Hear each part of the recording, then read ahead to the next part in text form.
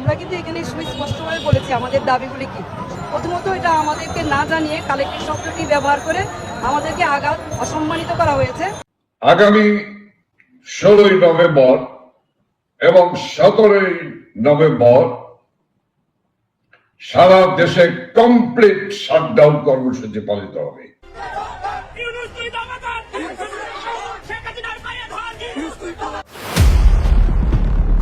13ই November Awami লীগের ডাকা lockdown সফল হওয়ার পর আগামী 16 ও 17 নভেম্বর সারা দেশে সম্পূর্ণ শাটডাউন ঘোষণা করেছে বাংলাদেশ আওয়ামী লীগ দলের পক্ষ থেকে। জানানো হয়েছে 16 নভেম্বর রবিবার এবং 17 নভেম্বর সোমবার 2 দিনই দেশজুড়ে কঠোর শাটডাউন পালিত হবে।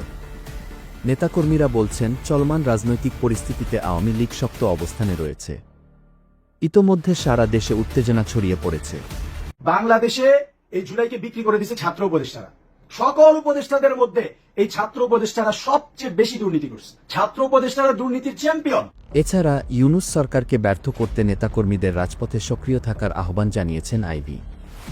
বিশ্লেষকরা মনে করছেন, এই শাটডাউন কেবল রাজনৈতিক কর্মসূচি নয়, এটি আগামী বাংলাদেশের রূপরেখা নির্ধারণ করবে।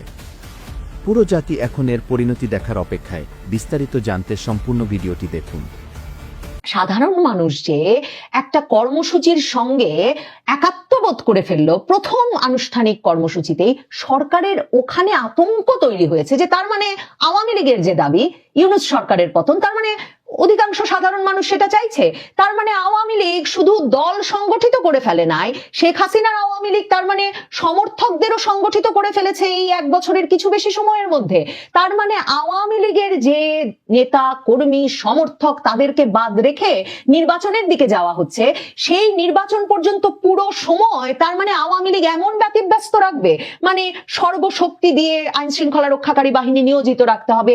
এই জামায়াতে ইসলামী, এই ছাত্র শিবির ব্যাট স্টাম্প নিয়ে রাস্তায় রাস্তায় কতদিন থাকবে? আওয়ামী লীগ 13ই নভেম্বর লকডাউন কর্মসূচির মাধ্যমে ব্যাপক আলোড়ন তোলবার পর এখন 16 এবং 17ই নভেম্বর সারা দেশে শাটডাউন, কমপ্লিট শাটডাউন কর্মসূচি ঘোষণা করেছে।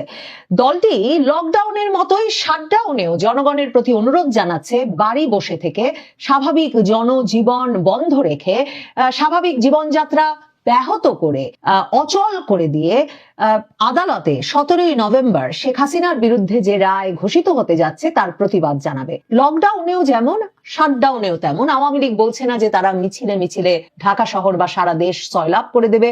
তারা বলছে না যে তাদের নেতাকর্মীরা দলে দলে বেরিয়ে এসে বিরাট কোনো সমাবেশ ঘটিয়ে ফেলবেন। কিন্তু তারা প্রত্যাশা করছেন যে স্বাভাবিক জীবনযাত্রা ওই 2 দিন ব্যাহত হবে, সাধারণ মানুষ বাড়ি বসে থেকে এই প্রতিবাদটা জানাবে। তাদের এই কর্মসূচি ব্যাপক সাফল্য পেয়েছে 13 তারিখ, কারণ সরকার এত আতঙ্কিত হয়ে পড়েছিল যে 13ই নভেম্বর এরকম বাড়ি বসে থেকে সাধারণ মানুষকে লকডাউন কর্মসূচি পালনের ডাক দিয়েছে আওয়ামী লীগ। আর এই লকডাউনে আওয়ামী লীগ যে কি করে ফেলবে এই নিয়ে সরকারের আতঙ্কটা এত চূড়ান্ত পর্যায়ে পৌঁছেছিল যে সাধারণ মানুষ আসলে আওয়ামী লীগের ডাকা কর্মসূচি সম্পর্কে স্বরাষ্ট্র উপদেষ্টার প্রায় প্রতিদিন বেরিয়ে এসে আইন শৃঙ্খলা সংক্রান্ত কোর কমিটির বৈঠক থেকে বেরিয়ে এসে কি কি সর্বোচ্চ সতর্কাবস্থা তারা নিচ্ছেন কর্মসূচি ঠেকাতে, সে বিষয়ে স্বরাষ্ট্র উপদেষ্টার বক্তব্য শুনেই অনেক বেশি জেনে গিয়েছিলেন। এর বাইরে স্বরাষ্ট্র মন্ত্রণালয়, সরকার মহা আতঙ্কিত হয়ে যে পরিমাণ পুলিশ মোতায়েন করেছেন, এখন বিজিবি মানে ভারতের সীমান্ত থেকে সীমান্ত প্রহরার কাছ থেকে বিজিবিকে সরিয়ে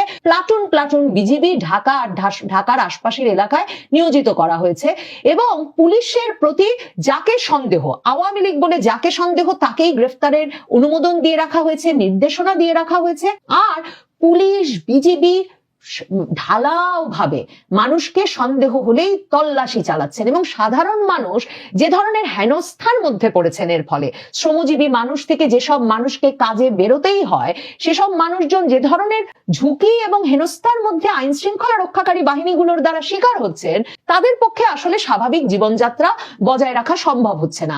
এর মধ্যে স্বরাষ্ট্র উপদেষ্টা কোনো রাগঢাক ছাড়া, মানে কোনো চক্ষু লজ্জা ছাড়া সরাসরি তাদের মিত্র রাজনৈতিক দলগুলোকে বলেছিলেন যে তারাও যেন আওয়ামী লীগ প্রতিরোধে রাজপথে নেমে আসে, এবং তারা 12 তারিখ থেকেই রাজপথে ছিলেন। 13 তারিখ তো সারা মানে ঢাকা শহর বিভিন্ন মহাসড়কেও তারাই অবরোধ করে রেখেছেন। ঢাকা শহরের কোন পয়েন্টে পয়েন্টে তারা থাকবেন আগে থেকে ঘোষণা দিয়েছেন। ওই সব জায়গায় তারা তাদের শক্তিমত্তা শোডাউন করেছেন। তারা ভাঙা আওয়ামী লীগ কার্যালয় আবার গিয়ে ভেঙেছেন। ঝুঁকেঙ্গা নেই সালা, রাপ্পা রাপ্পা রাপ্পা রাপ্পা। আমার কাছে মনে হয় যে সাবেক প্রধানমন্ত্রী শেখ হাসিনা তিনিও আপনার এই ছবিটা মনে হয় দেখছেন। খেয়াল আছে তো ছবিটার নাম কি? আল্লু অর্জুনের। এটা আজকের ভিডিওতে কমেন্টে জানাবেন, যারা না দেখছেন তারা বুঝবেন না এটার। গেল কয়েকদিন আগে আন্তর্জাতিক কয়েকটা গণমাধ্যমকে সাক্ষাৎকার দিয়েছিলেন শেখ হাসিনা। তো সেখানে তাকে জিজ্ঞেস করা হয়েছিল জুলাই আগস্ট অভ্যুত্থান সম্পর্কে তারা জাতির কাছে ক্ষমা চাইবে কিনা, কারণ এখানে যে ঘটনাগুলো ঘটছে তিনি তখন স্পষ্ট বলছেন যে ক্ষমা চাইবে না। এবার আরেকটা আন্তর্জাতিক গণমাধ্যম বিবিসিকে একটা সাক্ষাৎকার দিয়েছেন আজকে শেখ হাসিনা, আর সেই সাক্ষাৎকারেও তিনি এমন কিছু বক্তব্য দিয়েছেন যেটাতে স্পষ্ট বোঝা যাচ্ছে ঝুঁকেঙ্গা নেই সালা। আর এই মুহূর্তে আওয়ামী লীগের সাথে বা বিভিন্ন অ্যাক্টিভিটিস যাই হচ্ছে বাংলাদেশে, সেখান থেকে ঝুঁকা যে মেন্টালিটি হয়তো বা যদি মাফ টাফ চাইতো থাকতেও হইতে পারতো, বাট এখন এই সিস্টেমের কারণে এটা হবেও না। এখন কি এমন বক্তব্য দিচ্ছেন জানি আবার নেট দুনিয়া তোলপাড়। গণঅভ্যুত্থানে আপনারা জানেন যে মানে এই গণঅভ্যুত্থান বলি বা আমরা জুলাই আন্দোলন বিপ্লব বলি, সেখানে ওনার বিরুদ্ধে যে মামলাগুলো আন্তর্জাতিক অপরাধ ট্রাইব্যুনালে যে মামলাগুলো আছে, সেই মামলাগুলো নিয়ে তিনি আজকে বিবিসিকে দেওয়া সাক্ষাৎকারে বলেছেন যে এখানে কোনো মানবতা বিরোধী ঘটনা ঘটে নাই। অভিযোগগুলো রাজনৈতিকভাবে উদ্দেশ্য প্রণোদিত এবং পূর্ব নির্ধারিত রায়ের অংশ হিসাবে উল্লেখ করেছেন। এই জায়গাতে আমি একটু যোগ দেই, আওয়ামী লীগের সময়ও ওই যে স্কাইপ কেলেঙ্কারি একটা বাড়ি ছিল, তো তখনও কিন্তু এরকম দেখা গেছিল যে রায় আসলে আগে নির্ধারণ করা থাকে, সরকারে যারা থাকেন তাদের মতনই কিন্তু আসলে সিস্টেম চলে, বিচার বিভাগ এরকম কিন্তু তখন হয়েছিল না। মাহমুদ সাহেব মাইটের খাইলেন যে এই স্কাইপি কেলেঙ্কারির পরে মামলা শিকার হইলেন। তো এখন একইভাবে আওয়ামী লীগ মনে করতেছে এটাও পূর্ব নির্ধারিত এবং রাজনৈতিক উদ্দেশ্য প্রণোদিত। এটা কিন্তু আমরা সবাই জানি, এটাই বাস্তবতা। জামাতের সময়ও যাদের বিচার করা হয়েছে সবার সম্পর্কে কিন্তু আসলে এখানে নেগেটিভ ছিল না, 2-1 জন সম্পর্কে একটা পজিটিভ অবস্থান ছিল, আর এটা নিয়েও মানুষ তখন প্রটেস্ট করছে।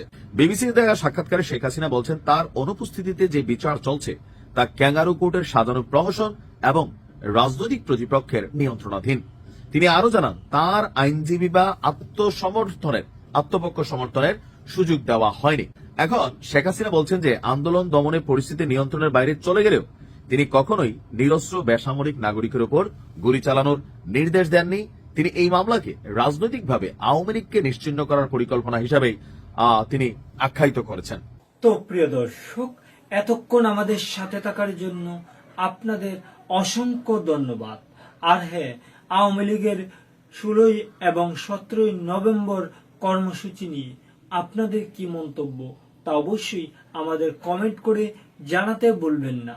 আর হ্যাঁ, আপনি যদি আমাদের এই চ্যানেলে নতুন দর্শক হয়ে থাকেন তাহলে অবশ্যই চ্যানেলটি সাবস্ক্রাইব করে বেল বাটনটি অন করে রাখবেন। আজকের মতো এখানেই বিদায় নিচ্ছি, দেখা হচ্ছে পরবর্তী কোনো একটি ভিডিওতে। ভালো থাকবেন সবাই, ধন্যবাদ সবাইকে।